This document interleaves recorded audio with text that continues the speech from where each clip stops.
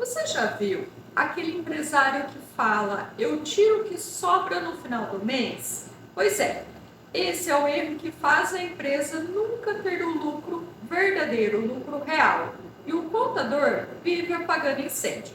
Hoje eu vou te mostrar de forma clara como funciona o Prolabore, como ele deve ser calculado, contabilizado e declarado, e qual é o limite entre o Prolabore e a distribuição de lucros. Para você que é empresário, entenda o risco, e para você que é contador iniciante, saiba operar isso na forma prática e com segurança. Mas antes, me segue aqui no meu canal Jana Contadora, que sempre estou dando aulas práticas para você que é iniciante ou para você que precisa entender essas questões contábeis. Bom, antes de mais nada, precisamos entender o que é Prolabore e por que ele existe. Então, Prolabore, ele vem do latim e significa pelo trabalho, ou seja, é a remuneração do sócio administrador, aquele que trabalha na empresa. Ele não é um salário e também não é um lucro, é um pagamento pelo trabalho que o sócio executa no dia a dia do negócio. A explicação técnica, o Prolabore é considerado despesa operacional da empresa e também é a base sobre a qual incidem contribuições previdenciárias e imposto de renda de pessoas físicas, se aplicável. Ele não gera FGTS, a menos que a empresa decida pagar voluntariamente. Não existe uma lei única, específica, que diga você é obrigado a pagar o Prolabore. Mas existe uma interpretação legal consolidada nas normas previdenciárias e fiscais. Então você precisa estar atento, ok? Vamos lá. A lei número 8.212 de 91, no artigo 12, inciso 5, letra F, diz que o sócio administrador, o sócio cotista que exerce atividade na empresa ou titular da empresa individual é considerado segurado obrigatório da Previdência Social na categoria de contribuinte individual. Isso significa o quê? Sobre o trabalho remunerado, sobre a remuneração por aquele trabalho. Então, o Prolabore deve incidir a contribuição ao INSS. E a Instrução Normativa da Receita Federal do Brasil, número 2110 de 2022, reforça o entendimento da Receita Federal. Se o sócio trabalha, ele precisa recolher o INSS sobre essa remuneração. Então, o entendimento da Receita Federal é o quê? A Receita proíbe que o sócio que trabalha seja remunerado apenas com a distribuição de lucros. Por quê? Isso seria uma forma de disfarçar o salário e tentar driblar as contribuições previdenciárias ou até o recolhimento do imposto de renda. Então, se ela identificar isso, pode atuar e cobrar retroativo o INSS ou IR com multijuros. Então, vamos lá. O sócio, quando ele trabalha na empresa, seja gerindo, vendendo, administrando ou prestando serviço, logo, ele deve receber o Prolabore. Mas, se o sócio apenas investe capital e não atua na operação, ele não pode receber apenas a distribuição de lucros. Então, vamos ver as exceções. Sócio investidor, ele não vai exercer a atividade dentro da empresa, então recebe apenas o lucro. O MEI, ele já contribui com o INSS lá dentro via PGMEI, né, na DAS, então ele não precisa do Prolabore. E a outra exceção é a empresa sem faturamento. Então, se não há remuneração, não há obrigação de Prolabore. Mas é importante ter atenção que isso precisa estar comprovado dentro da contabilidade. E vamos lá, Jana, como definir o valor do prolabore? Então, aqui é um ponto importante que muitos erram. Então, vamos lá. O prolabore não é um valor simbólico qualquer que você tira da cachola e vai lá e retira. Então, ele deve ser coerente com a função que o sócio exerce e com o resultado da empresa. Vamos lá, vamos discutir aqui agora uns critérios práticos para que a gente consiga entender melhor. Então vamos lá, a compatibilidade com o mercado. Quanto um profissional ganharia para fazer o mesmo serviço? Então esse é um critério. Coerência com a lucratividade. A empresa precisa suportar o valor sem gerar prejuízo contábil. Então você fatura pouco, você fatura 10 mil por mês e quer retirar um prolabore de 50, não vai casar as informações. E proporcionalidade, os sócios que trabalham mais devem receber mais. Então tem que ter também essa proporção na retirada do prolabore.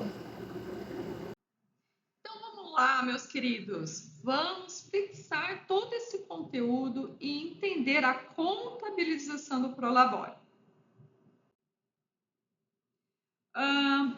Lembrando que é muito importante tanto você, empresário, já saber corretamente como você vai fazer o seu prolabore, o seu valor de prolabore para a eficiência e saúde da sua empresa, e você, contador, para que você oriente corretamente seus clientes sobre essa questão.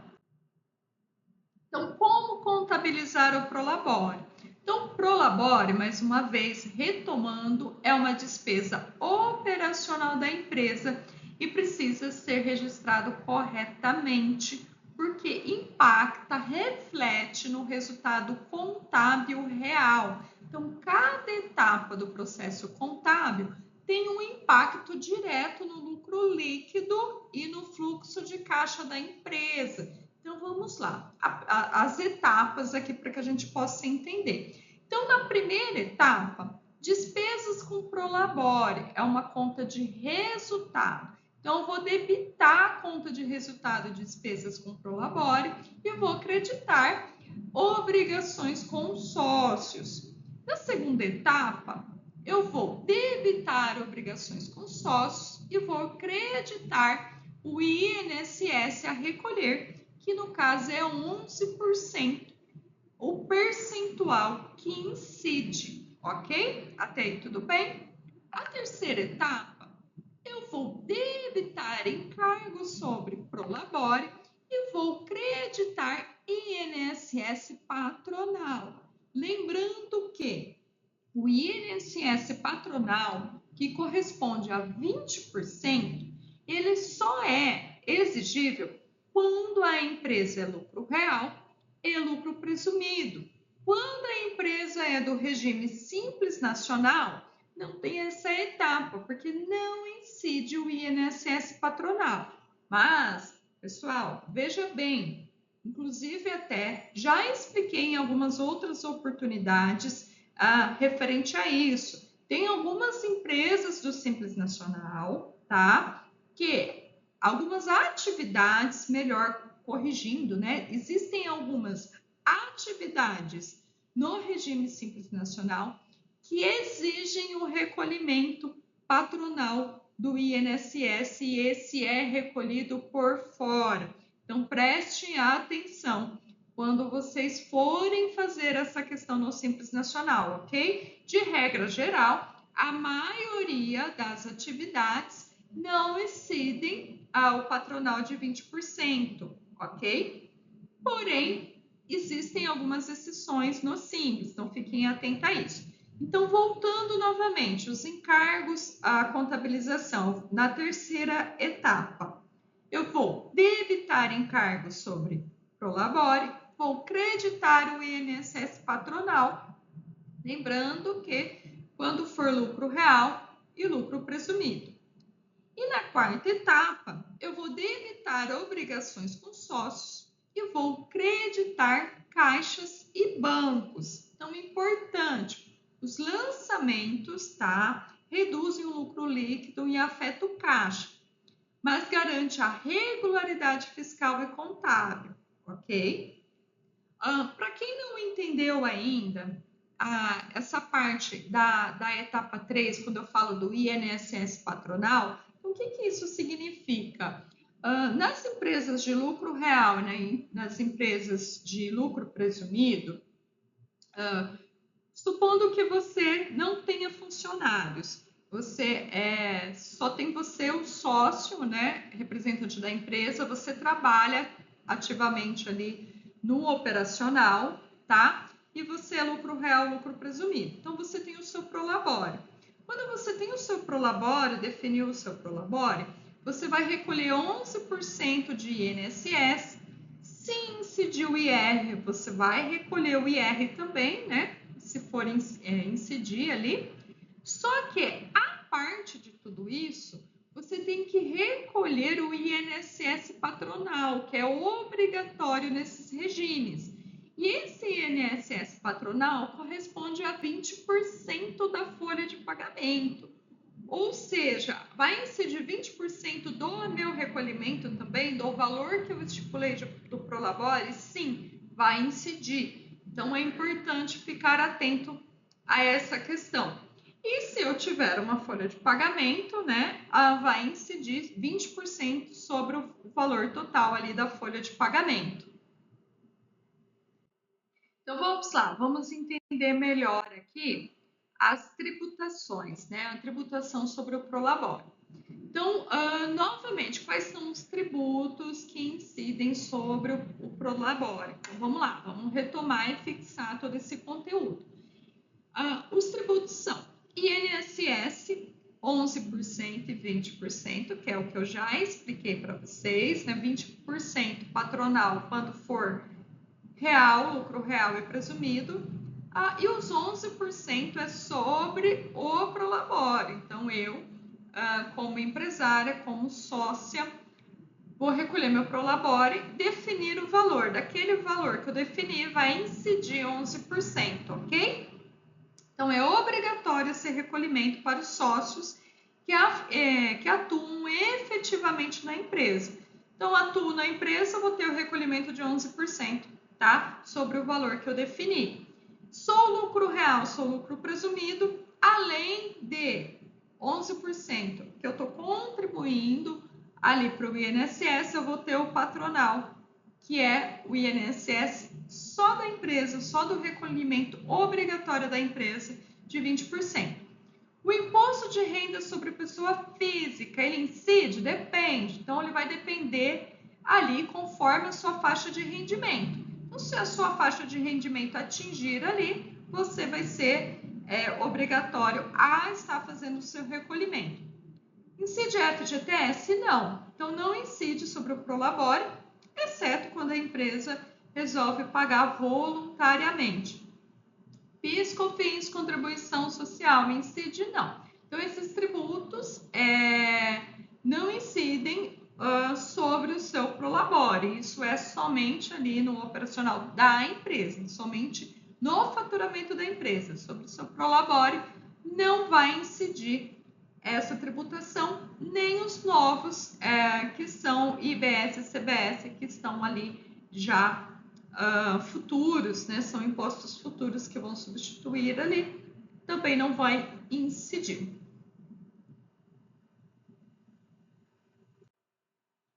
Agora a gente vai falar sobre a distribuição de lucros e quando é permitida. Então, existem aqui algumas confusões que empresário e contadores iniciantes fazem, que confundem o Prolabore com a distribuição de lucros. Então, vamos lá.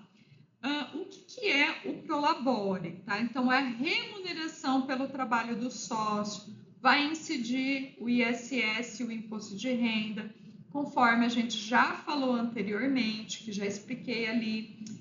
O pagamento é mensal e fixo e ele é classificado como uma despesa operacional. A distribuição de lucros, ela não é a remuneração ali do sócio. Então, A distribuição de lucro é a remuneração pelo capital investido. A distribuição de lucro é aquilo que durante o ano a empresa pagou todas as suas despesas, pagou o prolabore do sócio definido, pagou tudo que tinha ali e sobrou, lucrou aquele valor. Então, eu vou poder fazer a distribuição para o meu sócio, tá? E é importante falar que a distribuição de lucro, ela é isenta até o momento, porque existem discussões sobre isso, mas até o momento, até agora, 2025, é isenta de IR, ok? Então, ela não incide o imposto de renda. O pagamento da distribuição de lucro, ela é variável e eventual, então pode ou não ocorrer, não tem ali um valor pré-definido, porque vai ser a distribuição também muito importante avaliar. A distribuição de lucro tem que ser de fato coerente com o que existiu, ela tem que ser verídica, tá? Fidedigna ao que realmente aconteceu. Então, não adianta nada.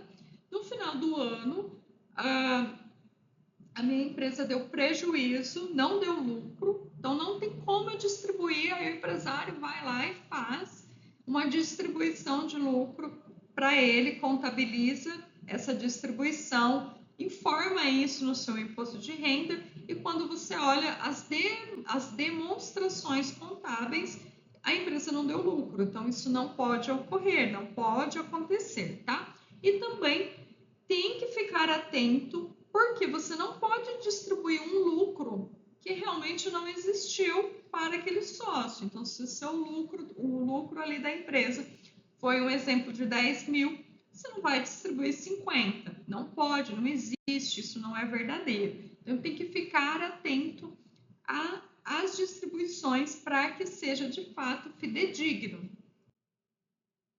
Então, exemplos práticos da distribuição de lucro. Então, a apuração do resultado. A empresa fecha o ano com lucro líquido, ou seja, né, pagou todo mundo, todas as despesas, um lucro líquido contábil de 60 mil, devidamente escriturado e comprovado através dos livros contábeis obrigatórios.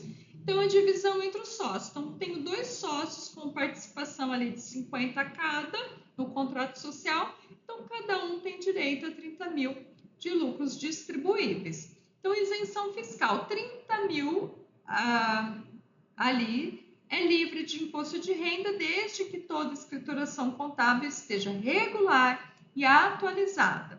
Então, atenção, sem a escrituração contábil adequada, a Receita pode glosar esse prolabore ali, entender que é um prolabore disfarçado e pode ali resultar em multas e autuações e exigir o recolhimento de INSS, imposto de renda, se ela entender que é cabível, tá? É importante ter essa questão. Então, vamos lá. Vamos repassar um checklist aqui final, um resumo final para o contador profissional, contador iniciante, tá? E até você, empresário, que está aí tentando entender, amadurecendo ali o seu conhecimento sobre o Prolabore. Então, o Prolabore é obrigatório para sócios que trabalham na empresa, ok? A contabilização e declaração são essenciais e precisam estar corretos, refletindo nas demonstrações contábeis, no DRE, no balanço, nas obrigações acessórias, tá? INSS, o imposto de renda de pessoa física, incidem sobre o Prolabore, ok? O lucro exige contabilidade regular para poder ser isento, muito importante. E a separação entre empresa e sócio, ela é primordial para evitar os problemas fiscais.